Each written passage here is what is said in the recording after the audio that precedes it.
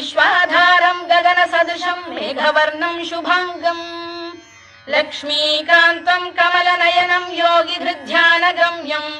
वन्दे विष्णुं भवभयहरं सर्वलोकैकनाथम् मेघश्यामं पीतकौशेयवासं श्रीवत्साङ्कं कौस्तुभोद्भासिताङ्गम् पुण्योपेतं पुण्डरीकायताक्षं विष्णुं वन्दे सर्वलोकैकनाथम् नमः समस्तभूतानामादिभूताय भूभृते अनेकरूपरूपाय विष्णवे प्रभविष्णवे सशङ्खचक्रं सकिरीटकुण्डलं सपीतवस्त्रं सरसीरुहेक्षणं सहारवक्षस्थलशोभिकौस्तुभं नमामि विष्णुं शिरसा चतुर्भुजम् छायायां पारिजातस्य हेमसिंहासनोपरि आसीनम्